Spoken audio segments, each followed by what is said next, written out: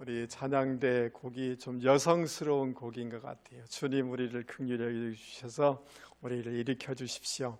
굉장히 아주 마음으로 이렇게 와닿는 귀한 찬송인 것 같습니다. 우리 찬양대 수고하셨고요. 우리 찬양대 늘 이렇게 연습하고 하나님 앞에 영광 올려드리는데 여러분 찬양대를 위해서 늘 기도해 주실 수 있기 바랍니다. 네, 너무 감사합니다. 우리 경배와 찬양팀도 너무 감사합니다. 오늘은 제가 설교를 하는데 약간 부담스러운 내용이에요. 어떤 내용이라고요?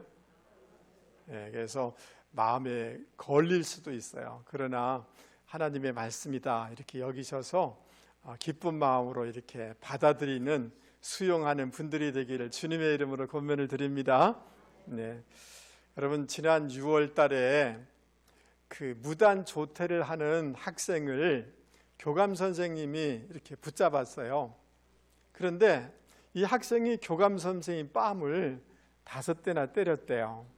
또 이제 그냥 맞을 수는 없잖아요. 이게 막으니까 팔목을 이렇게 팔뚝을 이렇게 물어뜯고 또 가방으로 때리고 이런 일이 있었다고 합니다. 정말 상상치 못할 이런 무질서한 일들이 이 사회 가운데 일어나고 있는 거죠. 교사가 학생한테 매맞고 학부모한테 멸시를 당하고 이런 일들이 아주 종종 일어나는 것을 보면서 제 마음 가운데 그런 생각이 들었어요. 이거는 어느 한 개인의 문제가 아니라 사회 전반에 그 권위들이 무너지고 있구나. 그러나 이것이 누적되면 어느 순간이 되어지면 가정도 무너지고 학교 현장도 무너지고 사회도 국가도 무너질 수 있겠구나라고 하는 그런 두려움, 염려, 근심이 제 마음 가운데 들었습니다.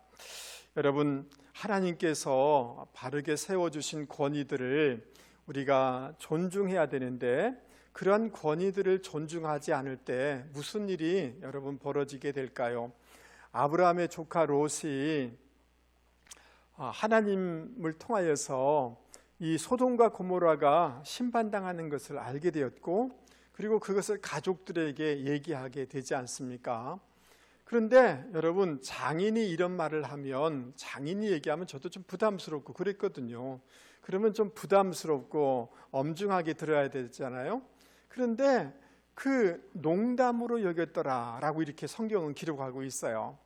그 가정 안에 그 부모님의 또 장인의 그 권위를 무시하는 거죠. 그 결과 그 사위들은 다 죽임을 당할 수밖에 없는 심판당하는 불행을 겪은 것을 우리는 알 수가 있는 것입니다. 여러분 사사기서의 제일 마지막 장 마지막 절에는 이렇게 기록되어 있어요. 우리 같이 한번 읽어보겠습니다. 시작. 그때에 이스라엘에 왕이 없었으므로 사람이 각기 자기 소견에 옳은 대로 행하였더라.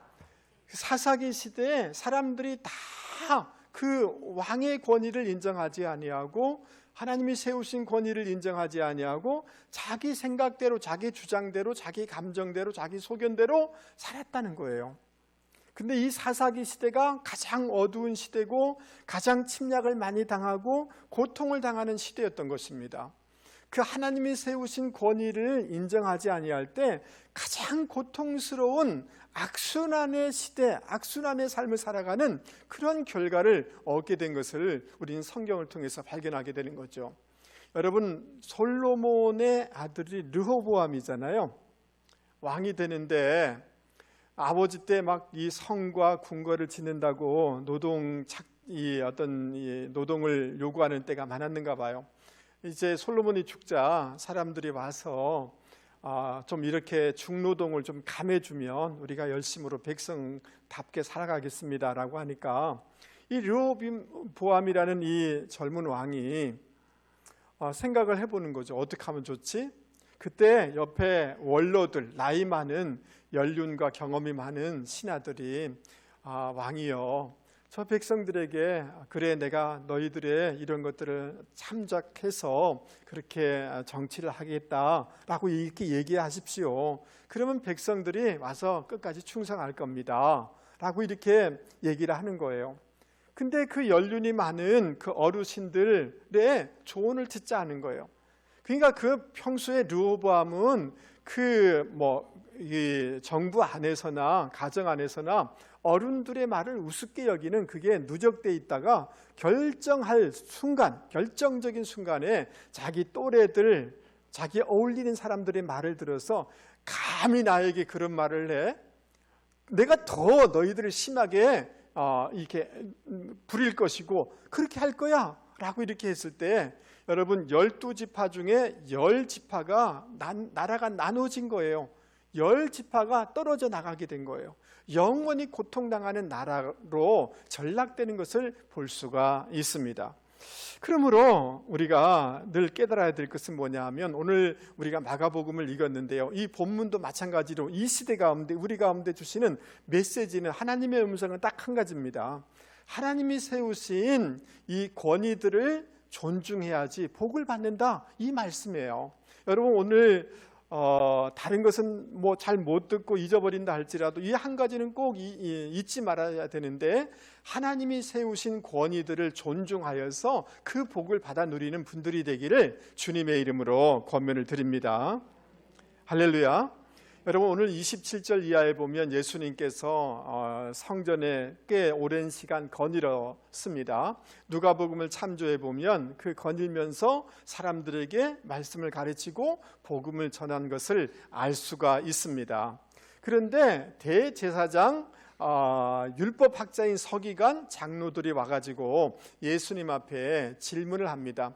이 사람들은 산헤드린 71명으로 구성된 오늘의 국회와 같은 기능을 하는 산헤드린의 주요 구성원들이죠. 와가지고 예수님 앞에 와가지고 당신이 무슨 권위로 이런 일을 합니까?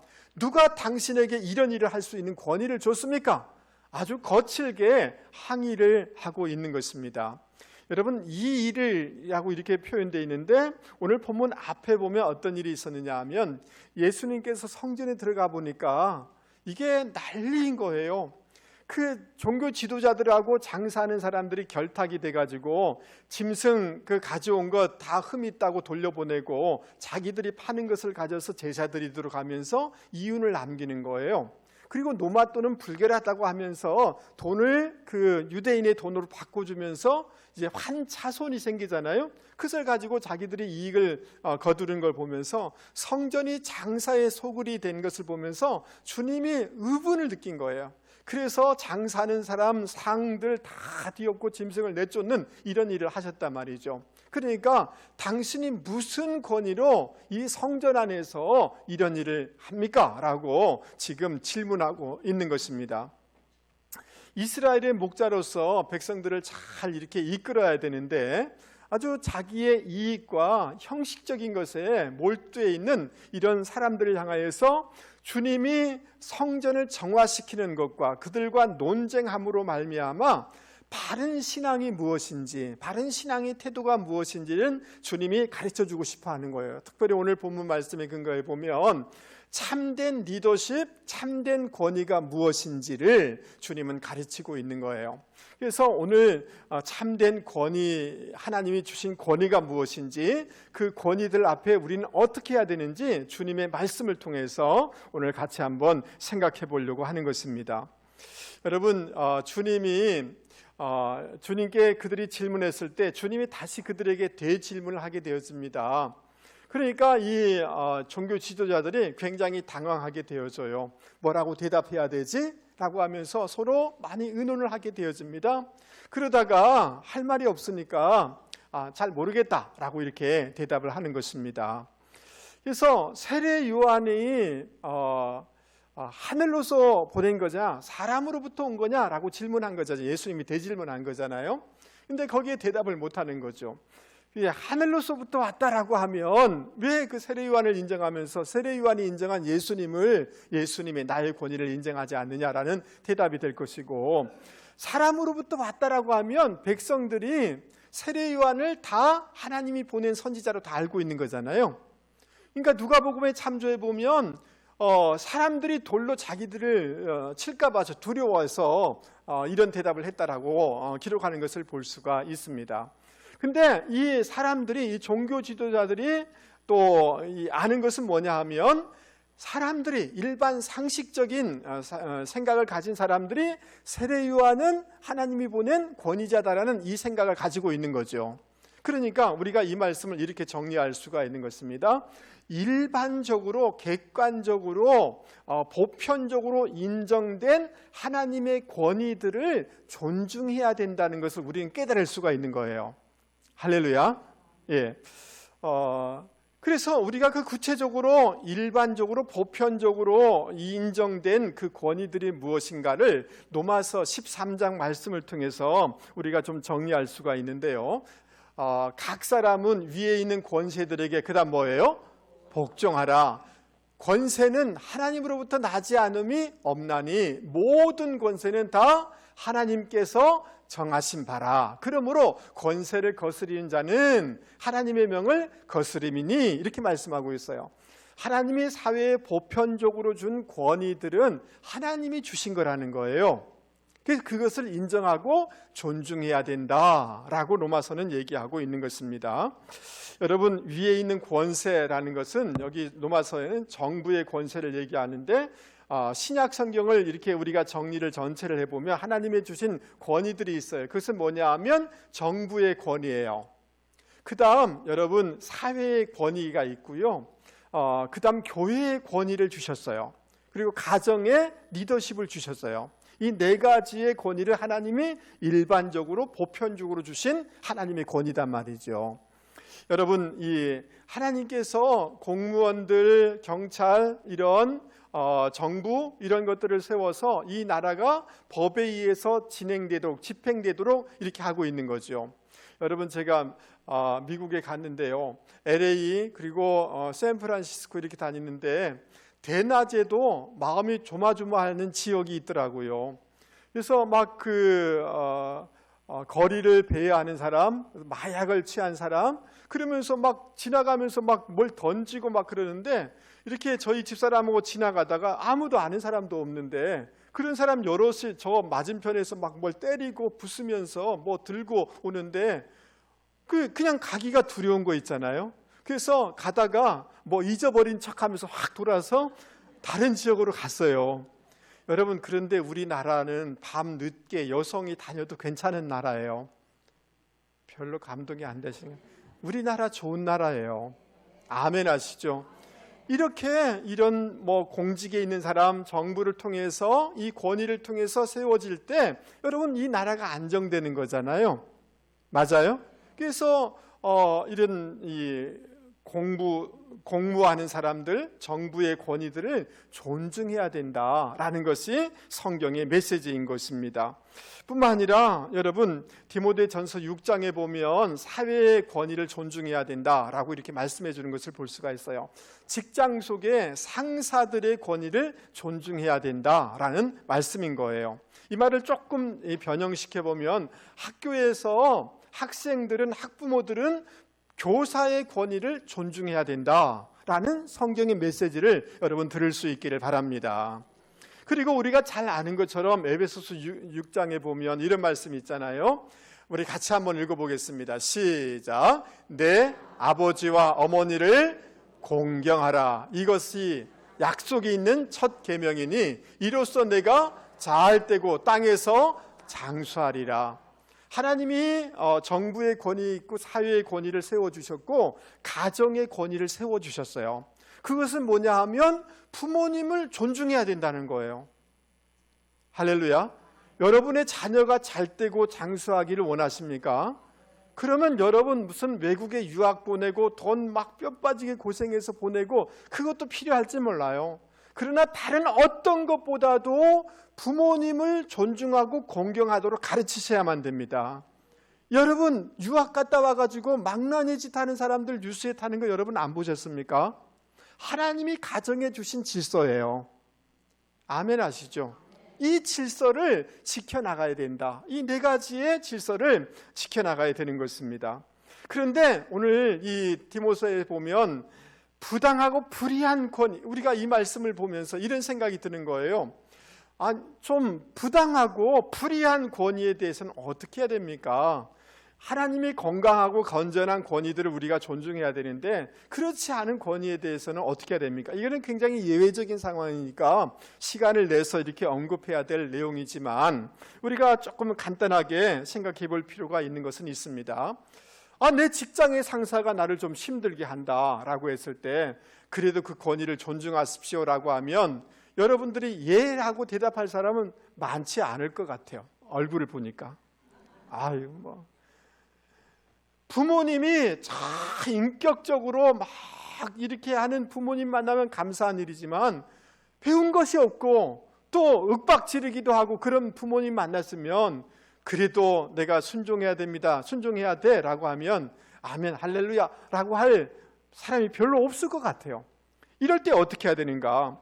여러분 베드로전서 2장 18절 말씀에는 이렇게 권면해 주고 있습니다. 사환들아 범사에 두려워함으로 주인들에게 순종하되 선하고 관용하는 자들에게만 아니라 또한 까다로운 자에게도 그리하라 이렇게 말씀해 주고 있어요. 여러분 선하고 관용하고 이런 사람에게는 순종할 수 있겠죠. 그렇지 않습니까? 근데 지금 제 말이 아니라 베드로서에 보면 여러분 사도 베드로가 성령의 감동을 받아서 우리에게 권면해 주고 있는데 까다로운 사람들에게도 순복하라 라고 말씀해 주고 있어요. 이게 제 말이에요? 성경의 말씀이에요. 이 까다롭다는 말은 괴팍하다는 거예요. 터무니없는 이런 뜻을 담고 있는 거예요. 여러분 그럴 때 우리는 마음속에 이런 생각이 드는 거예요. 하나님은 우리를 사랑하신다며요. 하나님은 사랑이시다면서요. 그런데 왜 이런 까닭스러운 사람을 직장의 상사로 만나게 하는지, 가정에 왜 나는 이런 가정에 태어나게 했는지 이런 질문을 할 수가 있어요. 또 사회를 살아보면 억울할 때가 있어요. 그럼에도 불구하고 그 권위를 존중하게 되어질 때 여러분 무슨 일이 벌어지게 되느냐 하면 베드로전서 3장 9절 말씀을 한번 보도록 하겠습니다. 우리 같이 한번 읽어보도록 하겠습니다. 시작. 악을 악으로 욕을 욕으로 갚지 말고 도리어 복을 빌라. 이를 위하여 너희가 부르심을 받았으니 이는 복을 이어 받게 하려 하심이라. 아멘. 우리가 부당한 대우를 받는 상황 가운데서도 그 위치나 권위 자체를 존중하게 되어지면 여러분 그 문제는 나의 문제가 아니라 하나님의 문제가 되어지는 거예요. 하나님이 일하시고 하나님이 갚아주시는 일이 되는 거예요. 이해되세요? 예, 내가 정말 억울해요. 부당해요. 그럴 때 내가 막 그것에 대해서 하지 아니하고 하나님 이렇습니다. 그 권위를 자체를 존중하려고 하면 하나님이 일해 주시는 줄 여러분 믿을 수 있기 바랍니다. 그리고 오늘 그냥 내가 갚지 마라. 원수를 내가 갚으려고 하지 마라. 그러나 그를 축복하고 존중하려고 하면 복을 주신다. 복을 이어받게 하신다라고 말씀해 주고 있어요. 하나님이 복을 갚아주신다는 거예요. 보상해 주신다는 거예요. 여러분 믿습니까? 하나님이 갚아주심을 여러분 믿을 수 있기 바랍니다. 우리가 우리의 부모님이 아니면 직장의 상사가 힘들게 한다 할지라도 믿음으로 그것을 존중하면서 일하려고 하면 어느 순간에 요셉처럼 나는 성숙한 그리스도의 성품으로 그리스도의 모습으로 내가 성장하고 성숙하게 되는 줄 여러분 믿을 수 있기 바랍니다. 그것을 통하여서 그런 고난을 통하여서 여러분 나를 훈련하게 되어지고 더 성숙한 인격을 가진 신앙인으로 세워지도록 하기 위해서 하나님의 섭리가 있다는 것을 여러분 기억하실 수 있기를 바랍니다. 여러분 존 비비어 목사님 순종, 열정, 존중 여러 가지 책들을 많이 쓰셨는데 제가 이분의 책들을 대부분 제가 가지고 있습니다만은 여기 존중이라는 책에 보면 이런 실화가 있어요. 브라이언이라는 집사님이 계셨는데요. 직장에서 정말 탁월하게 일하고 열심히 일했어요. 그래서 업적도 가장 높게 이렇게 했고, 그 다음 직장의 회사의 모든 사람들이 다음 부사장은 이 브라이언이다라고 다 인정을 할 정도였어요. 그런데 그 인사 발령이 났을 때 가서 보니까 자기가 아니라 다른 백인이 부사장으로 임명을 받은 거예요. 너무 마음이 상하고 억울한 거예요. 객관적인 모든 평가는 다 이 집사님이 부사장 된다라고 얘기가 됐는데, 그러니까 마음속에 그런 생각이 드는 거예요. 이거는 인종차별이다. 자기가 흑인이기 때문에 이렇게 된 것이다. 이것은 인권위원회라든지 법을 통해서 이거 교정해야 되겠다는 생각이 나는 거예요. 그렇게 해야 되겠다고 생각했는데, 교회 가서 이렇게 예배를 드리고 말씀을 드렸는데, 목사님이 그러는 거예요. 집사님, 인간적인 방법으로 해결하지 말고 우리 기도를 한번 해봅시다. 하나님의 방법으로 해봅시다라고 설득을 하는 거예요. 근데 그 말씀을 들을 때는 굉장히 잘 수용이 되지 않았지만, 집에 와서 한번 곰곰이 생각해 보니까 목사님을 통해서 주시는 권면이라 생각해서 한번 숨을 돌리니까, 내가 그래야지. 내가 크리스찬이니까. 그래서 다음 월요일, 우리처럼 주일 지나서 월요일 날 가서 직장에 가서 정말 진심을 가지고 기쁜 얼굴로 그 백인 부사장 된 그 친구를 가서 정말 축하한다고, 진심으로 축하한다고 라고 격려하고 축하해 준 거예요. 그러니까 누가 더 당황해야 하는 거예요? 그 부사장 된 그 친구가 너무 미안해하고 당황해야 하는 거예요. 그런데 여러분, 그러면 한 몇 주, 한 두세 달 지나면 좋은 일이 생겨야 되잖아요. 좋은 일이 생겼을까요? 안 생겼을까요? 안 생겼어요. 6개월이 지나도 별일이 그냥 한 거예요. 그러나 이 집사님은 열심히 이전처럼 성실하게 일하고 탁월하게 일하는 거예요. 그런데 좀 시간이 1년 정도 지났을까요? 아주 큰 이렇게 회사에서 전화가 온 거예요. 그러면서 뭐라고 전화하느냐 하면, 우리 고객이 당신 회사하고 같이 겹치는 사람인데 그 사람들을 통해서 당신에 대해서 들었다고, 당신이 어떻게 일 처리를 하고 고객들을 어떻게 대하는지를 듣게 됐다고, 우리 회사로 좀 와주면 안 되겠냐고, 우리가 참 상당한 대우를 하겠다고. 그러니까 아니라고, 나는 이 회사를 사랑하고 여기 잘 적응하고 있다고. 그런데 계속해서 전화 오는 거예요. 한번 만나자고, 밥 먹자고 막 그러는 거예요. 하도 계속 이렇게 하니까 점심 한번 먹자고, 그러면서 당신 연봉을 당신이 책정해서 오라고, 계속 이렇게 전화 오고 이렇게 하니까 이 사람들 끊어야 되겠다는 생각으로 머릿속에 어떤 생각을 했냐면, 그래, 내가 연봉을 3배나 불러버리자. 그러면 떨어질까 아니에요. 그래서 마음에 딱 다짐해서 식당 갔어요. 밥 먹기 전에 어떻게 생각해 보셨냐고, 연봉도 생각해 보셨냐고. 그래서 예, 생각했습니다. 이게 뭐라고 대답해야 되는 거예요? 3배를 주십시오. 제가 예를 들어서 300만 원 받고 있으면 얼마 달라고 하는 거예요? 900만 원 정도 주십시오. 이렇게 얘기를 한 거 아니에요, 그죠? 월급을. 그렇게 생각하고 있는데 말을 이렇게 하려고 하니까 얘기하지 말라고, 우리가 정했다고. 그러면서 당신 연봉의 4배를 우리가 드리겠습니다. 그러는 거예요. 그러니까 어안이 벙벙한 거잖아요. 그래서 잠시 말을 못하니까 그 상대편 그 회사에서 중력들이 좀 모자라서 그러는가 보다. 그러면서 뭐라고 했냐면, 이 4배를 드릴 뿐만 아니라 여러 가지 수당들을 저희들이 드리겠습니다 라고 하는 거예요. 그러면 여러분 어떻게 대답하시겠어요? 아멘, 할렐루야, 하나님이 갚아주시는가 보다. 저라면 그럴 거예요. 네. 그런데 그 브라이스 언니라는 이 집사님이, 저는 예수를 믿는 신앙인인데 제가 하나님께 기도해 봐야 되겠습니다. 그리고 우리 집사람하고 의논하고 다음에 제가 알려드리도록 하겠습니다 라고 해서 집에 가서 아내하고 간절히 기도를 하는 거예요. 근데 기도하는 가운데 성령님께서 음성을 들려주는 거예요. 뭐라고 음성을 들려주느냐 하면, 아들아, 내 사건을 나에게 맡겼으니 그 사건을 내가 받았다. 내가 내 억울함을 내가 풀어주는 거다. 이것은 내가 너에게 주는 승진이다. 받으라, 허락하라 라는 음성을 들려주는 거예요. 하나님의 음성 주셨으니까 수락해야 되겠죠. 그래서 여러분, 이 집사님이 지금도 아주 국제본부 최고의 간부로 일하고 있다라는 그런 그 간증을 이 책에서 제가 보았어요. 사랑하는 성도 여러분, 우리에게 일반적으로 보편적으로 주신 하나님의 객관적인 권위들이 있어요. 그 권위들을 여러분 존중하는 것부터 가르치시고 또 순종해 나가는 분들이 되기를 주님의 이름으로 권면을 드립니다. 여러분 자녀들, 손주들 이렇게 있으면 여러분의 손주가 눈에 넣어도 안 아플 정도로 그렇지만 그럼에도 불구하고 교사의 권위를 존중하세요. 아멘 하시죠? 가서 싸웠는데 뉴스에 나오는데 비전교회 할머니더라, 집사더라, 이런 일이 없도록 하실 수 있게 바랍니다. 할렐루야. 직장에 가서라도 그 권위를 존중하시고, 여러분 공무원들 이런 분들 보면 감사한 마음을 가지고 존중하는 분들이 되기를 주님의 이름으로 권면을 드립니다. 아멘.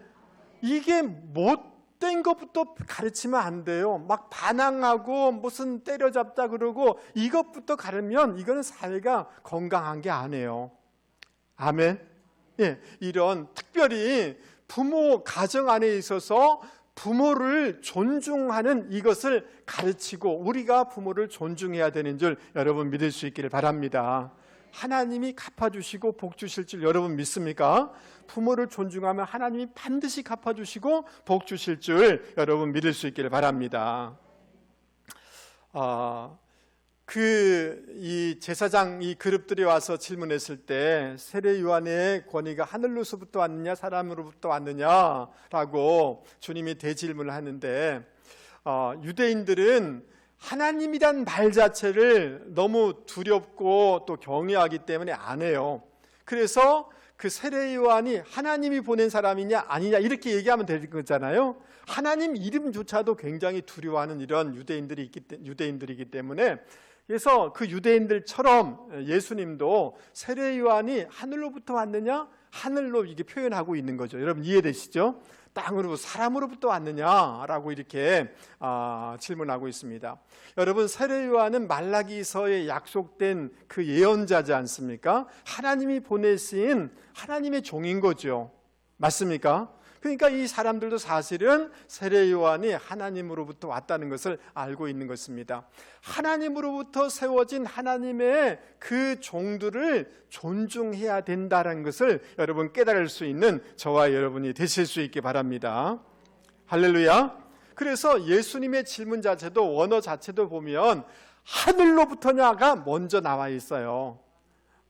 하늘로부터 왔느냐가 아니라 하늘로부터, 그 다음 사람으로부터는 제일 마지막에 나와 있는 질문자, 예수님의 질문 자체에 세례 요한은 하늘로부터 하나님으로부터 온 하나님의 예언자다 라고 답을 이미 암시하면서 그들에게 대질문하고 있다라는 것을 여러분 기억하실 수 있기를 바랍니다. 여러분 제 그 후배도 목사인데 그 후배의 아버님이 아주 유명한 목사님이세요. 그래서 코로나 이전에 중국에 여러 번 가시고 이렇게 했는데, 중국 가서 이 말씀 집회를 하는데 말씀을 설교하는데 여러분 중국의 그 사람들이 막 눈물 콧물 흘리고 회개하고 놀라운 일이 벌어진 거예요. 그런데 그거에서 멈춘 게 아니라 기도하는데 무슨 일이 벌어졌냐면 이제 성경 표현이니까 안진뱅이들이 막 일어나는 역사가 일어났어요. 근데 여러분 눈이 감긴 시각 장애인이 눈이 띄어지고 청각 장애인들이 귀가 열리는 놀라운 역사가 있었어요. 할렐루야. 그래서 누가 가장 많이 은혜 받았을게요? 제 그 후배 아버님 목사님이 너무 은혜 받은 거예요. 자기를 통해서 말씀의 부흥의 역사가 있고 놀라운 치유의 역사가 있으니까, 이야, 그러면서 내 안에 이런 놀라운 은사가 있었구나 라고 생각하게 된 거예요. 그래서 집회를 마치고 한국으로 돌아오는데 흥분이 돼가지고 마음이 진정이 안 되는 거예요. 이번 주일날 오늘처럼 11시에 우리 교회에 가서 설교하면 난리 나겠구나. 근데 여러분 표정처럼 설교했는데 별로예요. 그냥 서늘한 거예요. 그리고 기도했는데 무슨 안진뱅이가 일어나 이런 거 없는 거예요. 여러분 왜 이런 차이가 생겨났을까요? 그것은 받는 사람들의 마음의 문제인 거예요. 하나님의 사역자를 존중할 때 그 하나님이 그를 통해서 역사하신 거예요. 여러분 아프리카나 남미 같은 데 보면 집회하면 엄청난 기적의 역사가 있고 떼구름처럼 모이는 거 여러분 아시죠? 제가 아프리카 가서 설교하면 놀라운 일이 벌어질 거예요. 확실해요. 왜냐하면 아프리카에 가면 조용기 목사님이 유명하잖아요.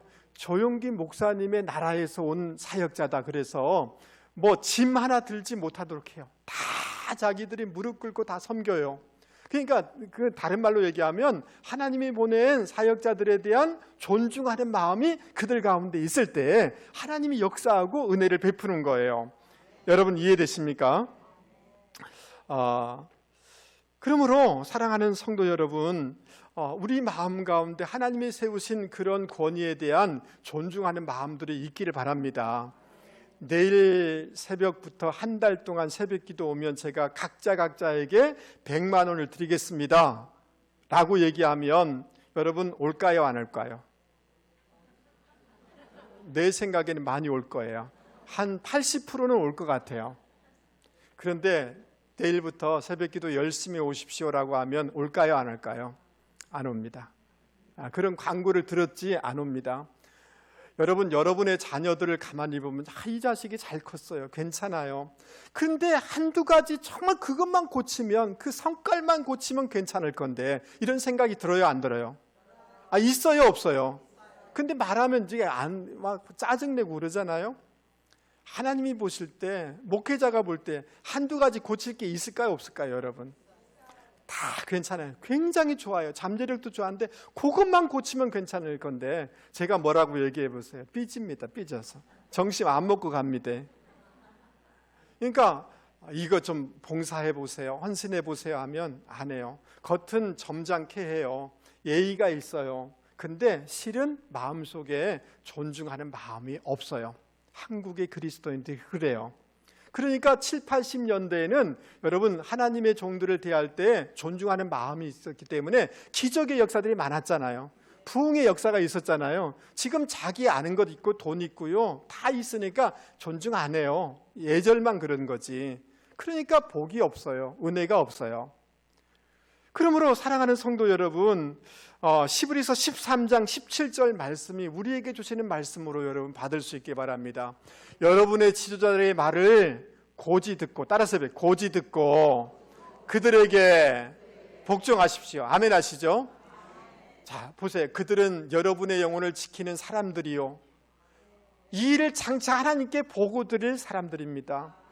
여러분, 목회자는 그때만 가서 하는 게 아니라 지금도 하나님, 이 집사님 이렇게 아파요, 저 집사님 이런 어려움이 있어요, 하나님 앞에 끊임없이 보고를 드리고 있어요. 영적인 지도자는 그렇게 보고하는 사람들이라는 거예요. 그러므로 여러분은 그들이 기쁜 마음으로 일을 하게 하고 탄식하면서 하지 않게 해주십시오. 그들이 탄식하면서 일하는 것은 여러분에게 유익이 되지 않습니다 라고 말씀하고 있는 거예요.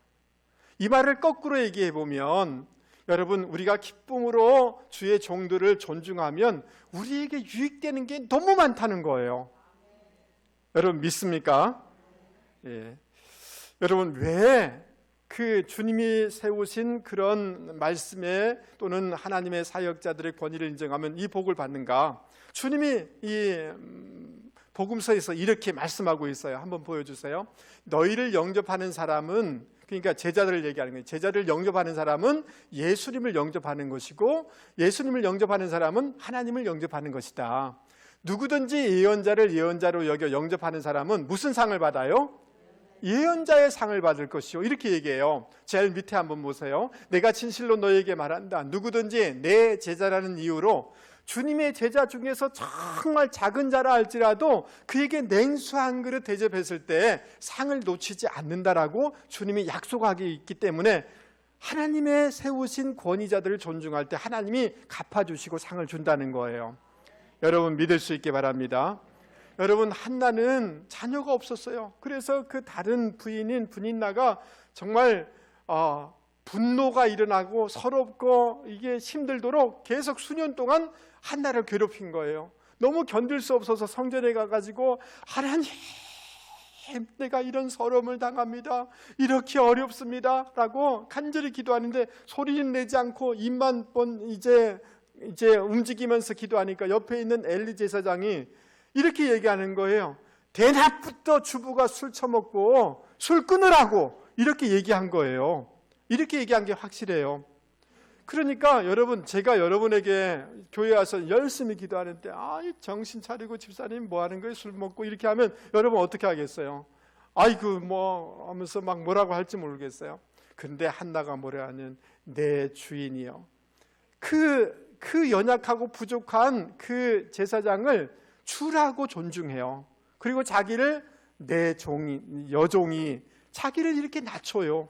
그 부족한 하나님의 종을 존귀할 때, 존중할 때 그 제사장이 그 한나에게 뭐라고 얘기하냐면 당신에게 하나님이 기도한 것을 응답하여 주기를 원한다, 평안이 있기를 원한다라고 축복했는데, 시간이 되어서 하나님이 사무엘을 주셨잖아요. 아멘. 사무엘을 통해서 다윗이 세워지게 되잖아요. 다윗을 통해서 예수님이 오게 된 거잖아요. 이스라엘의 부흥, 온 인류의 구원의 길을 여는 그 통로가 된 축복을 받게 된 거예요. 그러므로 사랑하는 성도 여러분, 여러분에게 권면을 드립니다. 저를 한 번만 보세요. 저도 여기까지 오면서 제가 섬겼던 목사님 또는 장로님들, 또 이 교수님들, 신학교 교수님들을 존중할 때 저는 너무 많은 복을 받은 것들이 많아요. 제가 다 얘기할 수 없지만 그 너무 복이 많아요. 그래서 여러분에게 하나님이 주신 사역자들을 존중하는 분들이 되기를 주님의 이름으로 권면을 드립니다. 아멘. 여러분의 그 구역장을, 목자를 소중히 여기세요. 아멘 하시죠? 예, 그 마음 상하게 하면 안 돼요. 아멘. 예, 하나님이 복을 주세요. 여러분, 교회에 우리 장로님들 계신데 부족함이 있을지 몰라요. 장로님들 존중하세요. 아멘 하시죠? 하나님이 갚아주시고 복 주셔요. 아멘. 예, 하나님의 사역자들을 존중할 때 하나님이 놀라운 은혜와 상급을 주실 줄 여러분 믿을 수 있기를 바랍니다. 이 예수님께서 서기관들이 우리 모르겠습니다 라고 이렇게 대답하자, 나도 너희에게 이르지 아니하리라 이렇게 말씀하세요. 여러분, 이르다라는 단어 안에 주어가 다 들어있어요. 헬라어에는 주어를 따로 안 써도 돼요. 나도 너희들에게 말하지 않겠다라고 이렇게 얘기해요. 주님이 당신의 권위를 이렇게 분명하게 선포하고 있는 것을 우리는 알 수가 있습니다. 그래서 여러분, 세례요한은 예수님을 그의 신들의 신발끈 풀기도 감당하지 못하고 내 뒤에 오신 예수님 불로 세례를 주시는 분이시고 라고 하면서 예수님을 인정했잖아요. 맞아요? 예, 예수님이 하나님 되심을 인정했단 말이죠. 그래서 여러분, 우리가 주님과 그분의 말씀의 권위를 존중해 드릴 수 있는 저와 여러분이 되실 수 있기를 주님의 이름으로 권면을 드립니다. 세례요한에게 우리를 대신해서 세례를 받을 때 하나님의 아들이라는 음성을 들려주셨잖아요. 예수님은 하나님의 아들 되심을 여러분 믿습니까? 요한복음 1장에 태초에 하나님과 함께 계셨고 그분은 하나님의 말씀이다라고 했어요. 하나님의 모든 계시를 가져오신 그런 분이신 거예요. 그래서 계시의 그 근원에 의해서 그 주님의 말씀을 존중해 드릴 수 있는 저와 여러분이 되기를 바랍니다. 주님의 인격의 사역을 보면서 주님의 그분을 존중해 드릴 수 있는 저와 여러분이 되기를 바랍니다. 주님과 주님의 말씀을 존중할 때 우리 가운데 놀라운 일이 벌어져요. 여러분, 베드로가 그 갈릴리 호수에서 그냥 평생을 거기서 고기 잡는 베테랑이었잖아요. 근데 어느 날 밤새도록 수고했는데 고기가 한 마리도 못 잡은 거예요. 아침에 너무 피곤하고 지치고 그물이나 대충 정리해서 집에 들어가려고 하는데 주님이 오셔서 이렇게 하는 거예요. 배를 띄워라. 깊은 데로 가서 그물을 내리라. 저라면 이렇게 얘기할 거예요. 아니, 예수님, 제가 이 일에 제가 평생을 한 사람 아닙니까? 근데 안 됐잖아요. 내 아는 지식도 그거 아닙니다. 거기에 없습니다 라고 얘기하는데, 베드로가 뭐냐면 밤새도록 수고했지만 얻은 것이 없습니다만 주님의 말씀이기에 내가 그물을 내리겠습니다. 자기의 경험, 자기의 지식을 내려놓고 주님과 주님의 말씀의 권위를 존중할 때 그물이 찢어질 정도로 많은 그물을 열매를 얻게 된 거 아닙니까? 맞습니까? 그러므로 우리 생각이 있어요. 우리 경험이 있어요. 근데 솔직하게 얘기해서 여러분, 우리의 지식과 경험으로 해서 손해본 거 많이 있잖아요. 있어요, 없어요? 왜 그렇게 살았는가? 왜 그렇게 결정했는가? 우리가 돌아보면 이게 너무 아쉬운 게 많잖아요. 우리의 지식과 경험에 한계가 있단 말이죠. 그러므로 하나님 대신 예수님과 하나님 대신 예수님의 말씀이라면 주님, 제가 감사하겠습니다. 주님, 제가 그거 고쳐보겠습니다. 주님의 말씀에 나를 교정하고 수정해 나갈 때 거기에 열매 맺는 인생이 되는 것이고, 사명이 있는 인생이 되는 것이고, 비전이 있는 인생이 되는 줄 여러분 믿을 수 있기를 주님의 이름으로 권면을 드립니다. 할렐루야. 마가복음 6장 5절에 이상한 성경 구절이 있어요. 그것은 뭐냐 하면 거기서는 몇 사람만 고쳐주셨다는 거예요. 거기가 어디냐 하면 나사렛이에요. 나사렛이 어디냐? 여러분, 저 사마리아 빨간색 위에 보면 나사렛 보입니까? 예, 나사렛 예수라 그러잖아요. 예수님이, 우리식으로 얘기하면 예수님이 나사렛 초등학교, 중학교, 고등학교 거기서 다 지냈다는 말이에요. 그러니까 나사렛 예수예요. 여러분, 태풍 불고 바람 불고 이렇게 하면 제주도에 뭐가 비가 많이 왔다 하면 저는 2번 더 봐요. 우리 집사람은 별로 관심이 없는데 왜 그럴까요? 거기 제 고향이잖아요. 제 고향이 잘 되기를 바라는 마음이 제 마음 가운데 있지 않겠어요? 예수님의 고향이니까 그곳에 더 놀라운 치유와 회복의 역사가 일어나기를 원하는 것이 주님의 마음이잖아요. 근데 그곳에서는 그런 일이 없었다는 거예요. 왜냐하면 사람들이 이렇게 생각하는 거예요. 그 목수 아들 그 예수 아니야? 누구 아들 누구 아니야? 그 형제들 우리하고 있는데, 인간적인 생각을 가지고 예수님을 존중하지 않을 때 주님의 놀라운 축복을 그 나사렛에서는 일어날 수가 없었다는 거예요. 여러분, 교회를 동일하게 다녀요. 기도 동일하게 해요. 말씀 들어요. 그러나 주님과 주님의 말씀을 존중하는 그 누군가에게는 기적과 축복의 역사가 일어나고, 겉으로는 그런 것처럼 보이지만 그렇지 않을 때 하나님은, 주님은 기적을 일으킬 수가 없다는 거예요. 오늘 말씀을 통하여서 여러분, 이 사회의 분위기가 뭐 데모하고 막 부정적인 생각을 하는 이런 분위기고 못된 것부터 가르치는 이런 사회이지만, 오늘 말씀을 통해서 하나님이 우리 가운데 주시는 분명한 메시지는 뭐냐 하면, 먼저 하나님이 일반적으로 보편적으로 주신 권위들을 존중하라는 거예요. 아멘 하시죠? 그래서 여러분 교사들, 또 공무원들, 또 어떤 이런 위정자들을 여러분 존중하실 수 있기 바랍니다. 특별히 가정 가운데 부모를 존중하고 인정하실 수 있기 바랍니다. 아멘. 그 자녀가 복 받습니다. 아멘. 예. 그리고 하나님이 세우신 영적인 권위자들을 존중하여서 하나님의 놀라운 복을 받는 분들이 되기를 주님의 이름으로 권면을 드려요. 아멘. 그리고 사회나 또 하나님의 종들도 부족함과 연약함과 실수가 있어요. 최종적으로 주님과 주님의 말씀의 권위를 존중하여서 하나님의 기적, 하나님의 은혜, 하나님의 축복을 받는 분들이 되기를 주님의 이름으로 권면을 드립니다. 아멘. 우리 말씀을 생각하시면서